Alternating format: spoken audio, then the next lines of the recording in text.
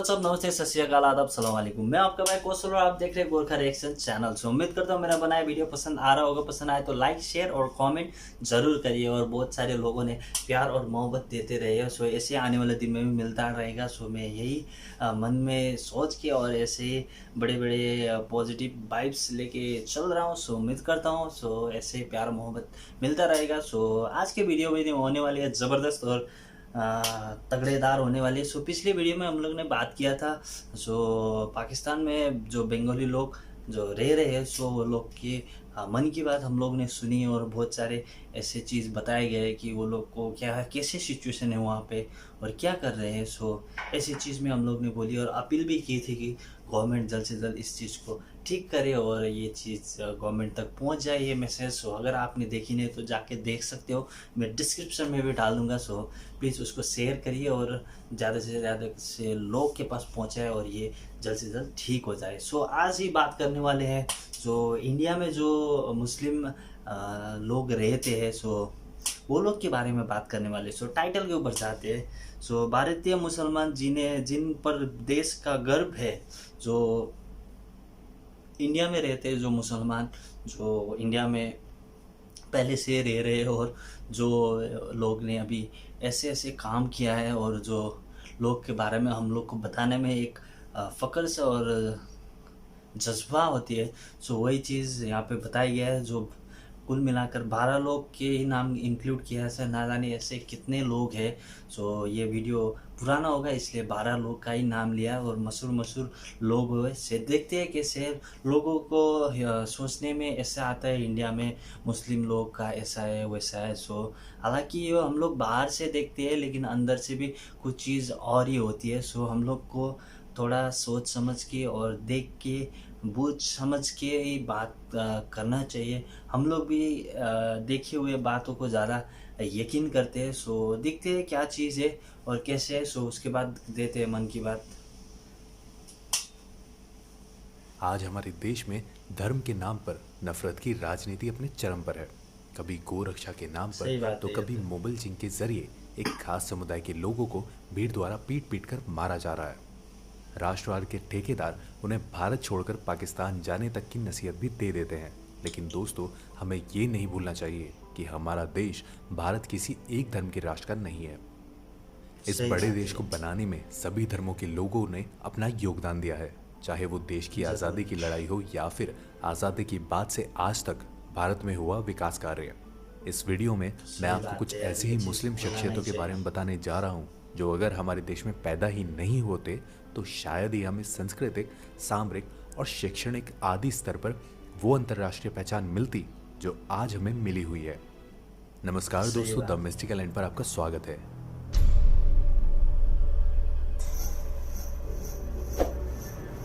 हमारे इस लिस्ट में सबसे पहला नाम है आदरणीय एपीजे अब्दुल कलाम का। APJ Abdul Kalam, missile man APJ Abdul Kalam का जन्म 15 अक्टूबर 1931 को रामेश्वर में एक मुस्लिम परिवार में हुआ था। उनके पिता का नाम जैनुलाब्दीन था, जो एक नाविक हुआ करते थे। बेसिक शिक्षा हासिल करने के बाद कलाम ने 1957 में मद्रास इंस्टीट्यूट ऑफ टेक्नोलॉजी में अपनी डिग्री हासिल की और 1958 में एक वैज्ञानिक के रूप में defence research and development organisation यानी DRD को ज्वाइन किया। फिर 1969 में कलाम को प्रोग्राम डायरेक्टर के रूप में इसरो भेजा गया, जहां उन्होंने PSLV यानी पोलर सैटेलाइट लॉन्च व्हीकल को डेवलप किया, जिसके बाद भारत अपने लॉन्च व्हीकल से सैटेलाइट लॉन्च करने में सक्षम हुआ। लेकिन कलाम यही नहीं रुके। इसरो से मिली सफलता के बाद उन्होंने 1980 के दशक में DRDO के साथ मिलकर न्यूक्लियर मिसाइल पर काम करना शुरू किया और 1983 में पृथ्वी जैसी मिसाइल का निर्माण कर भारत को सामरिक रूप से भी मजबूत कर दिया। डॉक्टर एपीजे अब्दुल कलाम का ही वो जज्बा था जिसकी बदौलत आज हम अग्नि पृथ्वी जैसी मिसाइल बनाने के साथ खुद के दम पर अंतरिक्ष में किसी भी तरह की सैटेलाइट लॉन्च करने में सक्षम है।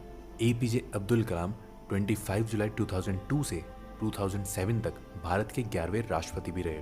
दोस्तों, अब आप ही सोचिए कि अगर कलाम जैसे शख्स का जन्म हमारे देश में नहीं हुआ होता तो क्या हम सामरिक रूप से इतने मजबूत होते? जवाब नीचे कमेंट बॉक्स में जरूर बताएं। दूसरे नंबर पर जिस शख्स के बारे में हम बात करने जा रहे हैं उन्हें भारत में शौर्य और बलिदान के प्रतीक माना जाता है। हर कोई उनकी वीरता को नमन करता है। वो शख्स हैं भारत माता के वीर पुत्र अब्दुल हामिद।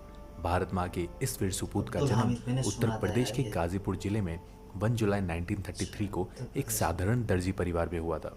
वीर अब्दुल हामिद 27 दिसंबर 1954 को भारतीय सेना में ग्रेनेडियर रेजिमेंट के एक सिपाही के रूप में भर्ती हुए, लेकिन कुछ ही दिनों बाद इनके साहस को देखते हुए सेना ने उन्हें 4th ग्रेनेडियर बटालियन में भेज दिया और इस रेजिमेंट के लिए काम करते हुए 1965 में भारत पाक युद्ध के दौरान दुश्मनों से लड़ते हुए वीर अब्दुल हामिद शहीद हो गए। पर शहीद होने से पहले अब्दुल हामिद ने अपनी गन माउंटेड जीप से उस समय अजय समझे जाने वाले पाकिस्तान के 5 पेंटन टैंकों को नष्ट कर दिया।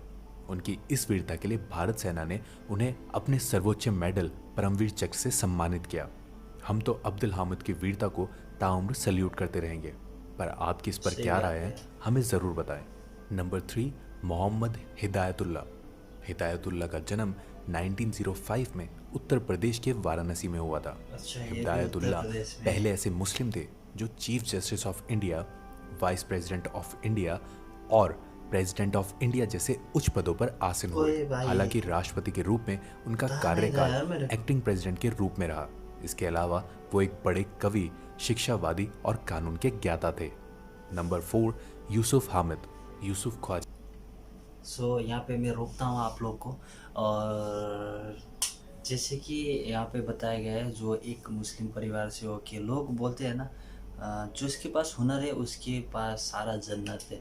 अगर आप मेहनत से, शिद्दत से काम करोगे आपको मुकम्मल जहाँ ज़रूर नसीब होगा। जो चीफ ऑफ जस्टिस, प्रेसिडेंट और वाइस प्रेसिडेंट भी रह चुके हैं। सो ये बहुत ही बड़ी बात है।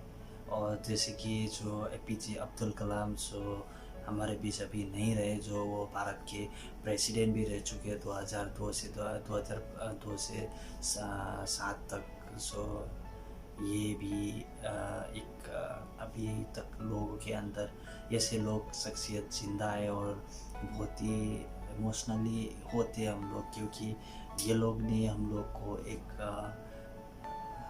जज्बा जगाया है लोगों के अंदर देश के लिए कुछ करने का और देश के लिए कुछ करके गुजरने का। जो ऐसे चीज़ बता के गया है और ऐसे नॉलेज दे के गया है, सो आने वाले हर एक जनरेशन इसको याद करते रहेंगे। सो ऐसे मिसाइल मैन, ऐसे बड़े बड़े किताब ये लोग को नहीं मिलते। और भारत का सबसे बड़ा जो चक्र है, परमवीर चक्र, ये चीज़ से ही पता चलता है वो लोग कितना सच्चे और निष्ठा से अपनी काम करते थे और देश के लिए मर मिटने के लिए तैयार रहते थे। सो ये चीज़ है। So continue. क्या हामिद दवा बनाने वाली कंपनी सिप्ला के अध्यक्ष हैं। सिप्ला फार्मास्यूटिकल की मार्केट में एक बड़ा नाम है। ये कंपनी विश्व के 100 देशों में अपने 1000 से ज़्यादा प्रोडक्ट बेचती है। हामिद सिप्ला के अध्यक्ष होने के साथ साथ एक साइंटिस्ट भी हैं। उनके नेतृत्व में ही सिप्ला ने कैंसर, डायबिटीज़ जैसी बीमारियों के लिए कम कीमती वाली दवाएं बनाई। हामिद के इस काम के लिए भारत सरकार द्वारा 2005 में चिकित्सक विज्ञान के क्षेत्र में उन्हें पद्म भूषण से सम्मानित किया गया। नंबर 5, सानिया मिर्ज़ा। सानिया मिर्ज़ा भारत की सबसे सफल महिला टेनिस खिलाड़ी हैं। सानिया मिर्ज़ा का जन्म 15 नवंबर 1986 को मुंबई, महाराष्ट्र में हुआ था। सानिया मिर्ज़ा ने इंटरनेशनल लेवल पर कई मेडल प्राप्त कर हमारे देश का नाम रोशन किया है। वो अब तक 6 बार ग्रैंड स्लैम टाइटल जीत चुकी हैं। देश को कई मेडल दिलाने के बाद भी जब सानिया मिर्ज़ा 2010 में पाकिस्तानी क्रिकेटर शोएब मलिक से शादी की तो कुछ लोग इसे देश का अपमान समझ लगे, लेकिन शादी के बाद भी सानिया ने भारत के लिए खेलना जारी रखा। नंबर 6, जाकिर हुसैन। सो यहाँ पे भी रोकता हूँ। सही बात है यार, शादी किया हो तो क्या हुआ, उसके बाद देश के लिए खेलना ये बहुत ही पॉजिटिव थिंग्स है। लोग ऐसे बोलते हैं ना, मैं पहले से बोलता हूँ ना, लोग के सोचने की कैपेसिटी और सोचने की वजह क्या होती है। सो इसी में डिपेंड करते हैं हम लोग किस जगह पे जा रहे हैं और किस डायरेक्शन पे हम लोग का फोकस हो रहा है। सो हम लोग बाहर से चीज़ को ऑब्जर्व करते हैं, सो अंदर क्या है वो चीज़ हम लोग देखते नहीं है। लोगों की अभी तो सुनी सुनाए बातों में हम लोग ज़्यादा विश्वास रखते हैं। सो ये चीज़ वजह से भी एक दूसरे के अंदर नफरतें भरी जाती है। सो ये चीज़ें वो उसने शादी करने के बाद भी अपने देश के लिए वो खेला, और दूसरा जो पाकिस्तान का जो क्रिकेटर थे उसने अपने देश के लिए खेला। इससे बड़ी बात क्या हो सकती है। जाकिर हुसैन एक तबला वादक के रूप में विश्व भर में जाने जाते हैं। उनकी इस कला ने उन्हें अपने देश भारत में ही नहीं बल्कि विश्व भर में प्रसिद्धि दिलाई। वे अपने तबले की धुन से लोगों के दिलों को छू जाते थे। इसी अद्भुत कला के लिए उन्हें भारत सरकार द्वारा 1988 में पद्मश्री और 2002 में पद्म भूषण से सम्मानित किया गया। यही नहीं, 1999 में उन्हें यूनाइटेड स्टेट नेशनल एंडोनमेंट द्वारा कला के क्षेत्र में सम्मानित किया गया, जो कि किसी भी कलाकार और संगीतकार को मिलने वाला सर्वोच्च पुरस्कार है। इसी तरह उन्होंने दुनिया भर में भारत को कला के क्षेत्र में सम्मान दिलाया। सबसे बड़ा नंबर 7, आज़म प्रेम जी। आज़म प्रेम जी का जन्म 24 जुलाई 1945 को मुंबई के एक नाजिर इस्माइली शिया मुस्लिम परिवार में हुआ था। आज आज़म हाशिम प्रेम जी भारतीय सॉफ्टवेयर कंपनी विप्रो के अध्यक्ष हैं। भारत के लगभग 2 लाख लोग विप्रो के लिए काम करते हैं। आज़म प्रेम जी ने भारत की शिक्षा की बेहतरी के लिए आगे बढ़कर काम किया। प्रेम जी को भारत का सबसे बड़ा दानवीर भी कहा जाता है। वो हर साल भारत के स्कूलों के विकास के लिए करीब $2 बिलियन का दान करते हैं। सन 2005 में भारत सरकार ने उन्हें पद्म भूषण से सम्मानित किया था। इरफान खान। इरफान खान भारतीय फिल्मी अभिनेता हैं और वे बॉलीवुड में अपने दमदार अभिनय के लिए जाने जाते हैं। इरफान खान का जन्म एक मुस्लिम परिवार में जयपुर में हुआ था। उन्हें अभिनय के लिए कई राष्ट्रीय और अंतर्राष्ट्रीय अवार्ड्स मिल चुके हैं। इरफान कई बार फिल्म फेयर और कई बार नेशनल अवार्ड जीत चुके हैं। 2011 में फिल्मों में अपने योगदान के लिए उन्हें भारत सरकार ने पद्मश्री से नवाजा था। सही बात यार, कैसे काम सईद ज़ाहुर कासिम। सईद ज़ाहुर कासिम का जन्म 1926 में इलाहाबाद उत्तर प्रदेश में हुआ था। वे एक प्रसिद्ध बायोलॉजिस्ट थे। डॉक्टर सईद ज़ाहुर कासिम प्रथम गंगोत्री अभियान के नाम से प्रसिद्ध अंटार्कटिक अभियान दल के नेता थे। वे 1991 से 1996 तक भारत के योजना आयोग के सदस्य भी रहे। 1999 में उन्हें marine biologist international life time achievement award UK से भी पुरस्कारित किया गया। सरकार ने भी इन्हें पद्मश्री और पद्म भूषण से सम्मानित किया। 88 वर्ष की आयु में 20 अक्टूबर 2015 को उनका निधन हो गया। MF हुसैन। मकबूल फ़िदा हुसैन का जन्म 17 सितंबर 1915 में महाराष्ट्र के पुंडपुर में एक सुलेमान बोहरा परिवार में हुआ था। मकबूल फ़िदा हुसैन, जिन्हें MF हुसैन के नाम से भी जाना जाता है, एक फेमस अंतर्राष्ट्रीय भारतीय चित्रकार थे। MF हुसैन को भारत का पिकासो भी कहा जाता है। सन 2008 में MF हुसैन सबसे महंगी भारतीय चित्रकार बन गए थे, जब क्रिस्टीज की नीलामी में उनकी एक चित्रकला लगभग 16 लाख अमेरिकी डॉलर में बिकी थी। हालांकि उन्हें कई बार अपनी चित्रकारी के कारण विवादों का भी सामना करना पड़ा था। वो माधुरी दीक्षित की खूबसूरती के बड़े प्रशंसक थे और मरने से पहले उनकी कई तस्वीरों को कैनवास पर भी उतार चुके थे। कुछ विवादित हिंदू देवी देवताओं की पेंटिंग बनाने के बाद उन्हें भारत छोड़कर जाना पड़ा था और 2011 में उन्होंने अपनी आखिरी सांसें कतर के नागरिक के रूप में ली थी। AR रहमान। AR रहमान का जन्म हालांकि एक हिंदू परिवार में हुआ था, लेकिन बाद में उन्होंने मुस्लिम धर्म को अपना लिया था। अल्लाह रखा रहमान हिंदी फिल्म के एक प्रसिद्ध संगीतकार हैं। रहमान गोल्डन ग्लोब अवार्ड से सम्मानित होने वाले पहले भारतीय हैं। AR रहमान ऐसे पहले भारतीय हैं जिन्हें ब्रिटिश भारतीय फिल्म स्लमडॉग मिलेनियर में उनके संगीत के लिए 2 ऑस्कर अवार्ड मिले थे। इसी फिल्म के गीत जय हो को सर्वश्रेष्ठ साउंड ट्रैक कंपाइलेशन और सर्वश्रेष्ठ फिल्म गीत की श्रेणी में 2 ग्रैमी अवार्ड्स भी मिले थे। तो दोस्तों, क्या इन मुसलमान शख्सियतों के योगदान के बिना आज का भारत मुमकिन होता? हर भारतीय को देश की प्रगति में अपना छोटा बड़ा योगदान देना चाहिए। बात हिंदू मुस्लिम की भी नहीं है, और समाज की विविधता और देश के विकास में योगदान दे रहे हैं। उन्हीं महान शख्सियतों को याद कर और उनको नमन करते हुए ख़त्म करते हैं आज की इस वीडियो को। आपको ये वीडियो कैसी लगी, और अगर आपको इस सूची से इत्र कोई नाम सूझता है तो सबके साथ कमेंट बॉक्स में साझा करें। यूट्यूब पे सब्सक्राइब और लाइक करें।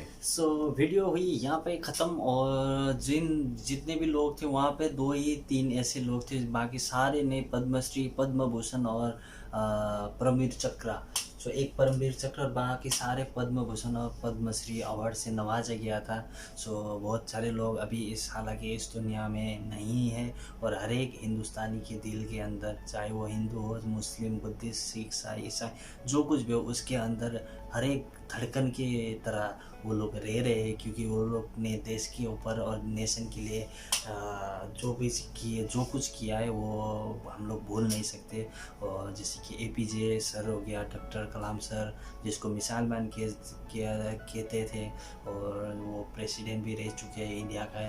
सो हालांकि वो अभी नहीं रहे, और बाकी सारे जो लोग थे, सिप्ला का फाउंडर, और जो विप्रो को जो फाउंडर, और बहुत सारे ऐसे लोग थे जिन्होंने एक जो इंडिया में जो फाइटर थे, सो उनके लिए भी, और बाकी सारे लोग बड़े बड़े काम करके अपनी छवि तो बना भी लिए, तब उसके बावजूद भी देश के नाम को थोड़ा रोशन कर दिया।